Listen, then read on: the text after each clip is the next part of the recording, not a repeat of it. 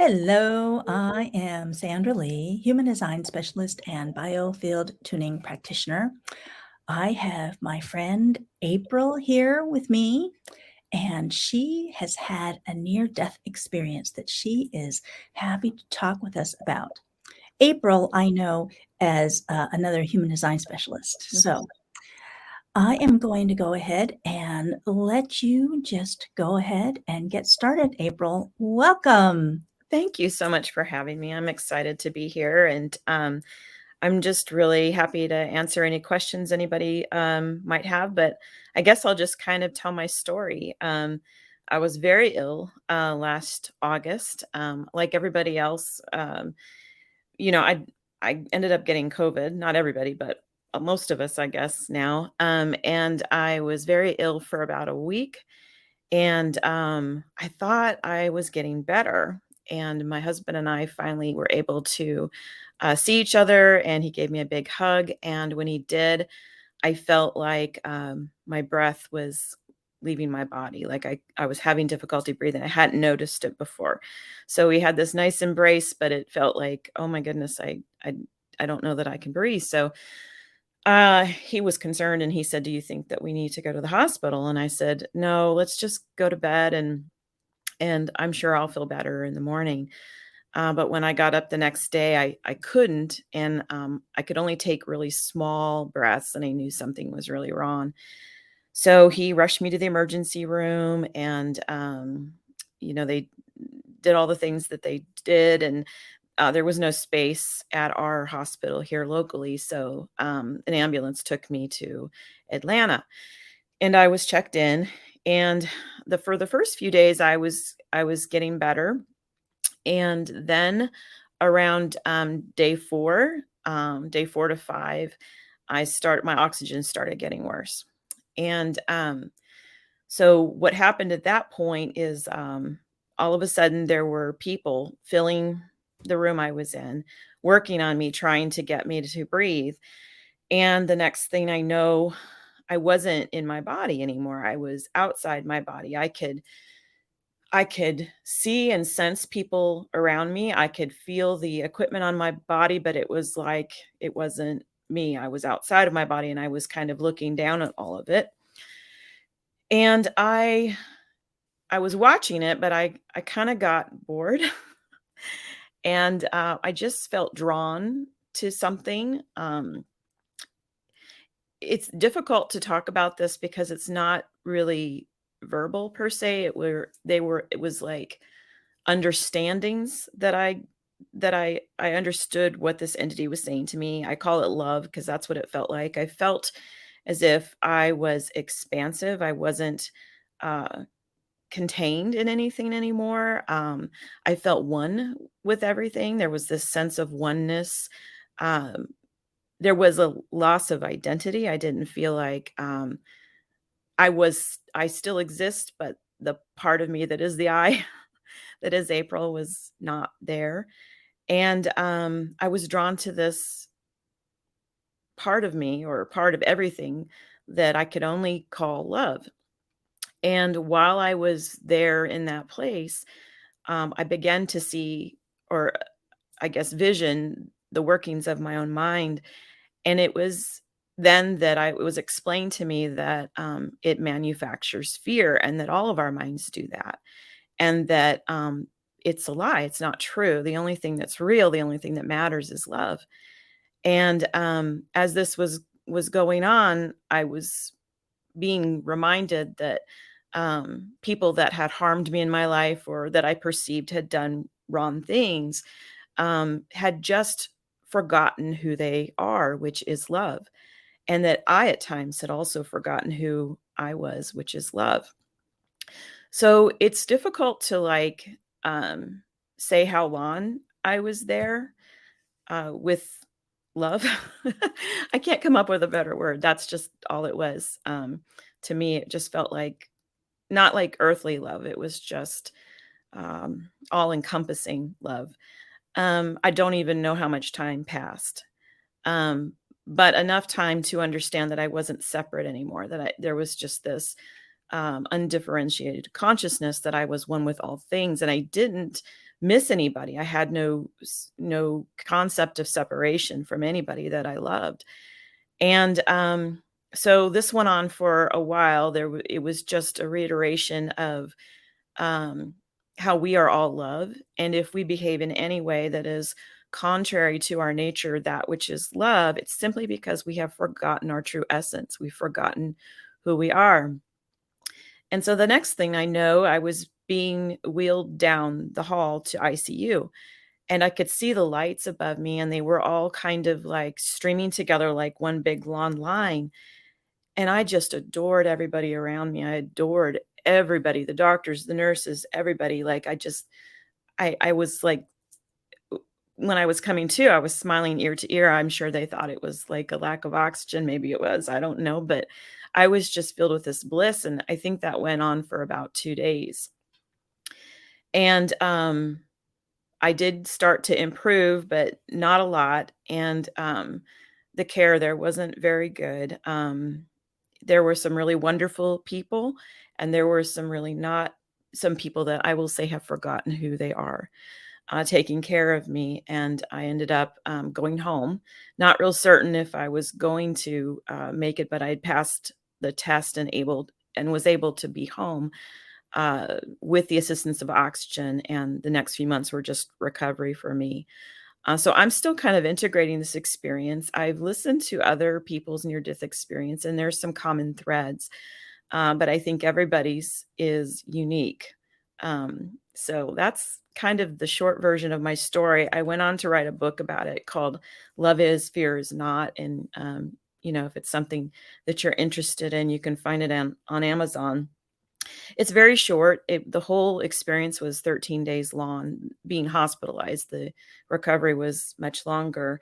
But you could probably read this book in a day, day and a half. But it was important to me that I not only communicate about that there is hope after we leave our bodies, um, and that who we really are is not um, what we often think we are. All of our insecurities, all of our the things we do in life that maybe we are not pleasant to ourselves or to one another isn't really actually who we are.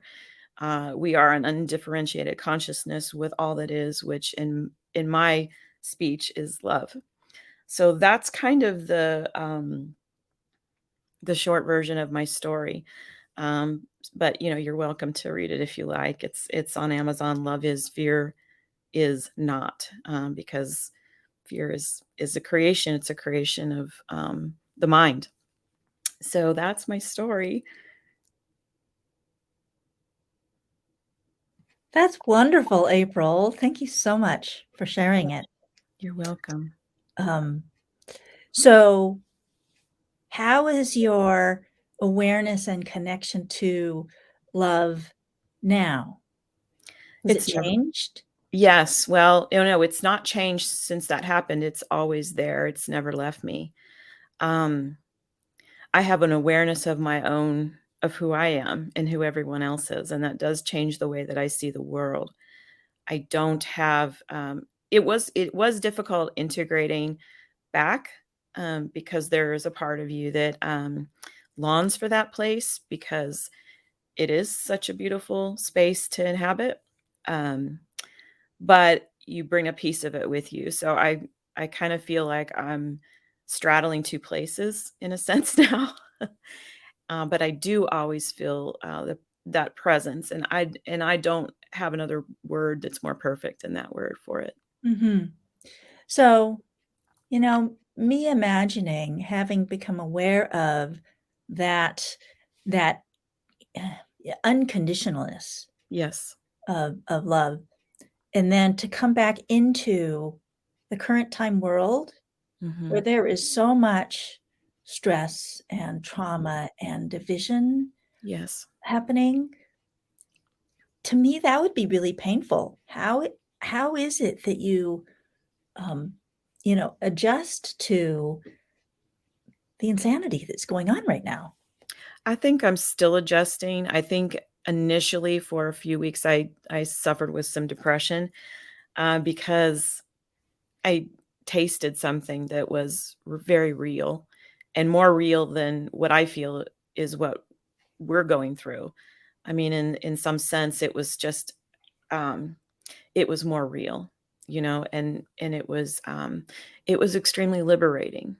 It was it's different being contained in physicality, and it's different having the mind again, that likes to tell its stories and create narratives, and, I didn't have to deal with that out of body. There was no mind.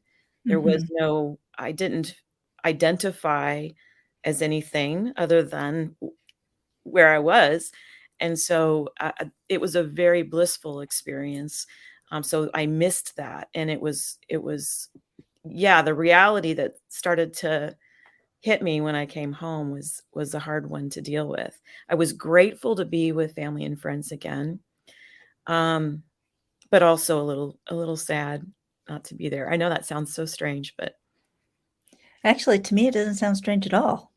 Yeah, I mean, you mentioned when we talked before that you realize you're still integrating Yes, back in, yes. and, has this experience, um, changed how you get past the difficult times or past when things are challenged? Or I know when I get really confronted, I can get Mhm. stuck. Right. Has this changed how you get through that? Yes, I think I don't really buy what my mind says at all. Like, and I think I was before. I think I was really like, I know that what it's constant chattering and stories and narrations are um falsehoods a lot of the time, or an attempt to try to calculate or measure, a thing, and not necessarily rooted in reality. So I think if anything, what it's done is it's really solidified for me a clear separation between who I am in my essence and the mind, which isn't, which has created a lot of, illusion, and, it's a big part of it. So for me, I guess that's the gift that I've been given, is that I don't really buy into it. I become more of a witness. Yeah. Oh, that perfect. Yeah. That Yeah. makes absolute sense. Yeah. So that I mean, that's been a real gift in that sense. I mean, I think I had a mental understanding of what it meant to be a witness. I meditated for years and years. I understood that, but I never experienced it to that degree where there was a complete separation from the mind. There was no verbal communication, there was no auditory, there was not I mean, I just was, and I wasn't even I, so if that makes any sense. I know. Absolutely. So, has it altered how you interact with other people? Yes, I'm very aware that they are subject to, that inner narration as well, and I think I have more, I don't know if it's patience, or I don't feel impatient with them as much when their thinking's not correct. I see where it's coming from. I saw what manufactures that, in my Mhm. own mind, and so I guess I I have really a lot of compassion for people now. And I think I've always been a fairly compassionate person, but I think this just knowing what we're subject to, as humans, and how difficult that can be, and how hard it can be to detect illusion from reality, given our mental capacity, or what goes on in our minds. Mhm. So, do you ever say anything differently to people? I mean, not necessarily telling them about the experience, but has it changed what you actually say to people? I think I have less to say to people. I Hmm. don't feel like I have a lot to. I think I listen more to what they're Mhm. saying. I I don't know, it's kind of odd, like, I don't have the verbal capacity that I had before, I don't feel like I have as much that actually needs to be said. I So, I mean, I feel like things we can say things pretty profound very simply, and that's be what life has become very simple for me. I mean, even time, I used to be a person that had my life scheduled out in 15-minute increments and Oh my. kept track of it, and now I can sit and hours go by just looking out the window. Um, so and that was kinda hard because I think I had for a while, I was, like, comparing who I am now with who I was before and feeling like, Mhm. can't why can't I get back to that human who that person was, but I don't think it's going away, things are not going to change, and it is more peaceful. It's accepting, I guess it's the mind accepting that it just doesn't function like that anymore. My perception of time is very, very different. So, that I think has been one of the biggest changes, and, just talking to people now, yeah, I'm more apt to listen and really try to hear what they're saying as opposed to always talk. So Yeah.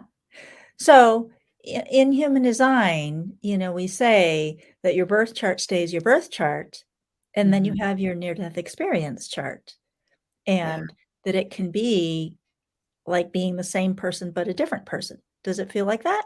It very much feels like that, and I've been trying to narrow down the time, that everything occurred. I haven't quite figured it out yet, so I don't really know, what might have changed in the chart, but it would be very interesting to find out because I do feel like something like things have fundamentally changed, and I'm not quite sure what that all entails, but yeah, it's definitely been interesting, and I think, again, the biggest thing for me, one of the big struggles besides being back in body, and what it is to be in a body, the second big struggle was the comparison, the mind immediately wants to compare, "Well, you used to do it like this, and you used" and all of that, and it's like, "Well, I don't now." So, it isn't And you can't make yourself. No, no, I really can't, and I just have I don't have the kinda drive that I had before to do some of the things that I did, and, I actually feel really good about that. I just feel like life is living me, this character, so What came up to ask is, it feels like this is all free, yeah. like free life, Yes. extra. Yeah. Yes, yes, it's just become very simple. Everything has simplified, um, and I just feel a desire to just be connected with all of it and just experience it rather than rush to the next thing, because I think I kinda live my life like that for a long time. I mean, it's really I guess it underpins the importance of just being fully present in your life. So, Mhm. yeah. Yeah, I mean, I almost find myself wishing I could have the same experience even though I don't actually really want to have a Yeah. death experience, but Yeah. I can choose to live some parts of that Yeah. without having to have the experience, and getting to hear from you is like, "What this is like?" "Oh, I can see that there's real value Yeah. there." Yeah. Yeah, I guess if that's a message I'd like to really people to really understand is that, um, the mind isn't if you can just understand that it is almost like a word processing machine.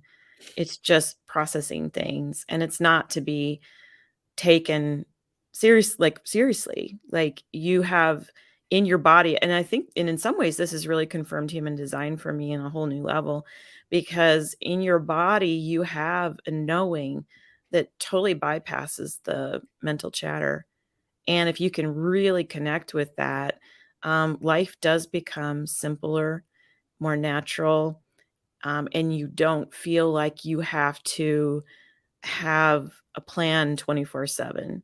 Like, your body just naturally moves where it needs to go, and it naturally moves away from what's not for it.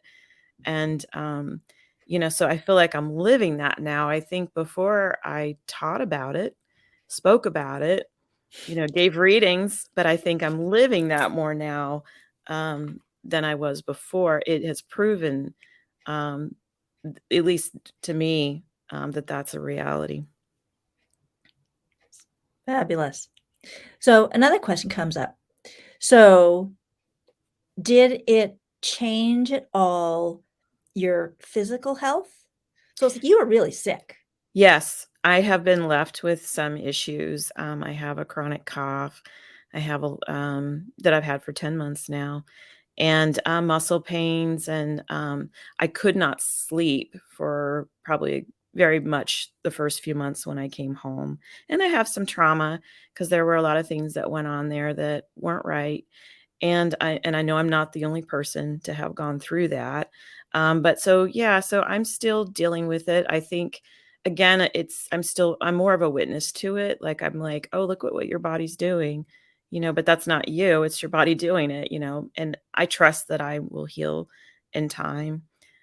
So I do have some leftover physical issues and some leftover emotional things that I'm dealing with. Because like I said, I do feel like I'm still integrating this, and I don't know if there's a time frame on how long that takes, you know? Speaking of Yeah. cough. Yeah. Excuse me. Well, so it sounds like maybe what you're experiencing physically is just recovery from long COVID. I think so. Yeah, I feel like that's probably what it is. Um, you know, there was also equipment used that was kind of harsh to my trachea, Mm, so yeah. that might have played a role. So yeah. So, I'm just kinda patient with it. I'm just loving on my body and talking to it and letting it process and do what it needs to do.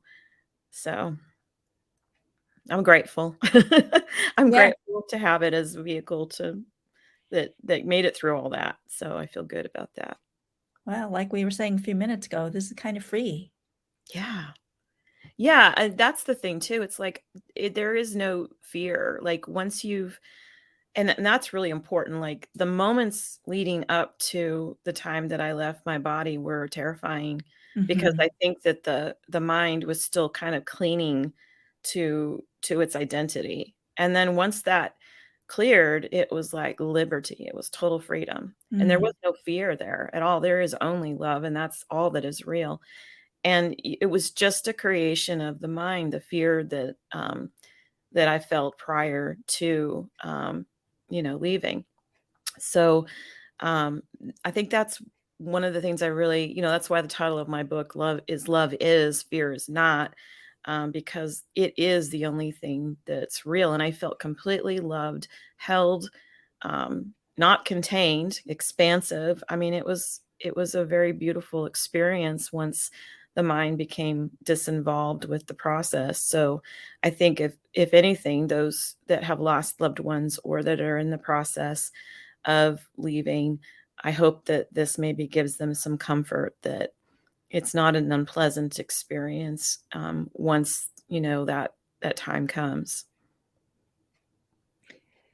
So do you think there was a particular reason why your soul or your body or whatever chose to come back and stay?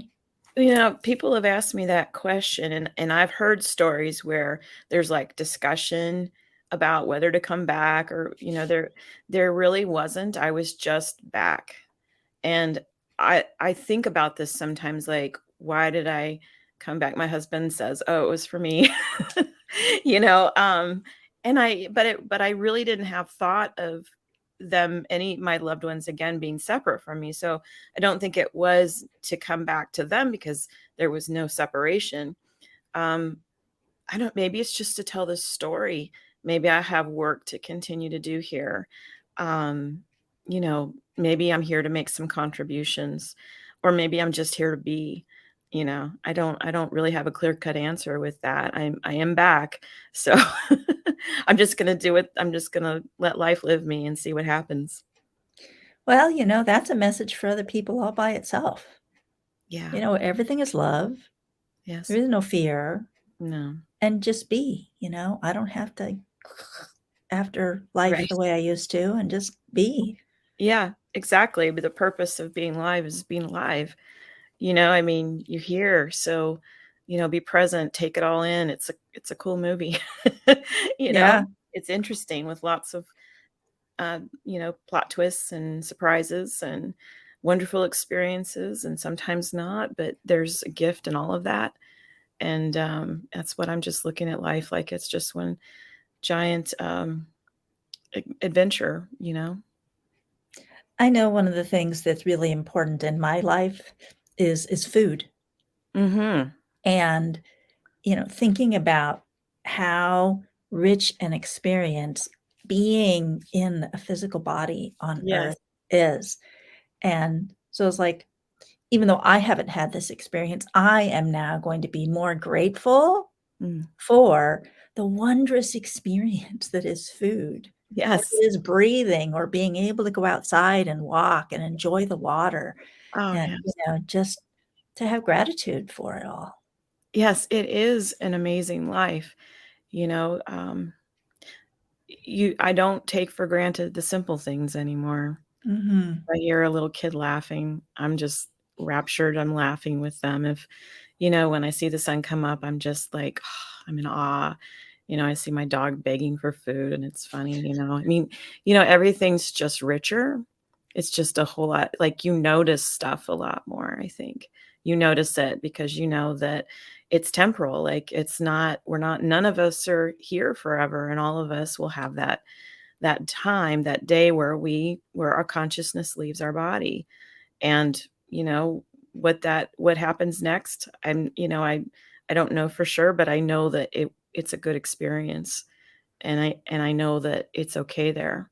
And I think that's what I feel like people have lost a lot of family members and friends the last 2 years, and I Mhm. really want them to know that. I want them to know that although what their family member or friend might have gone through might have been really awful, when that time came, they were completely held and loved, and they felt nothing but good. Mm. Nothing but good. So, yeah, so if I came back to say that, then that's enough, I think. So, Tears in my eyes. mhm. Is there anything else you wanna say? No, I just want to encourage everybody to just really make the most of each moment. Love yourself, you know? Don't take this wonderful experience for granted, and know that fear is not real. Love is the only thing that is. Thank you. My Thank pleasure. you, thank you, thank you. My pleasure. So this, my friends, is April, and she is even more delightful than I knew her to be before. So, Thank you. Thank you. thank you, everybody. Thanks.